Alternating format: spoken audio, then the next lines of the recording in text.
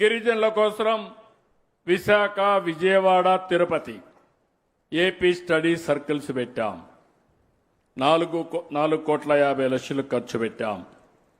150 కోట్లతో రెసిడెన్షియల్ పాఠశాలకి భవన నిర్మాణాలన్నీ శాంక్షన్ చేశాను.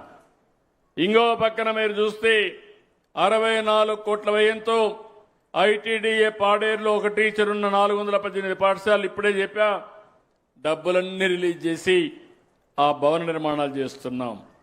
పాడేరులో ప్రభుత్వ మెడికల్ కాలేజ్ ఆసుపత్రి తొందరలోనే పూర్తి చేసి ఇక్కడ ప్రజలకు అందుబాటులోకి తెస్తానని మీ అందరికీ హామీ ఇస్తున్నా. ఇదే కాకుండా ఐటీడీఏ రంపచోడవరంలోని వై రామవరం మండలాన్ని 2 మండలాలు చేయమని కోరారు. నిన్నే కేబినెట్ నిర్ణయం తీసుకున్నాం. తొందరలోనే అమల్లోకి వస్తుందని చెప్పి కూడా హామీ ఇస్తున్నాను.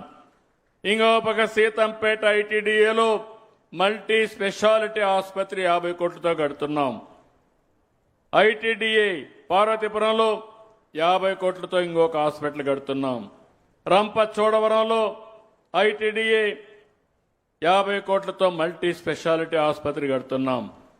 కేఆర్ పురంలో 50 కోట్లతో ఇంకొక మల్టీ స్పెషాలిటీ ఆసుపత్రి కడుతున్నాం. కడాన శ్రీశైలంలో కూడా ఐటీడీఏ పరిధిలో మల్టీ స్పెషాలిటీ హాస్పిటల్ కడుతున్నామని చెప్పి కూడా నేను మీకు తెలియజేస్తున్నా. నేను అందుకని ఒక పక్క అభివృద్ధి, ఒక పక్క సంక్షేమం, నాకు 2 కళ్ళు. అభివృద్ధి లేకపోతే సంపద రాదు, సంక్షేమం లేకపోతే మీకు తాత్కాలికంగా మెరుగైన జీవన ప్రమాణాలు రావు. అందుకే నేను ఆ రోజు చెప్పాను, సూపర్ 6 ఇస్తానన్నాను. నేను కష్టపడేది పేదవాళ్ల కోసం. ఎప్పుడో ఫలితాలు వస్తాయంటే ఇప్పుడు మీరు ఇబ్బంది పడతారు. అందుకని మీ ఇబ్బందులు దృష్టిలో పెట్టుకుని సూపర్ 6ని తూచా తప్పకుండా అమలు చేస్తున్నా.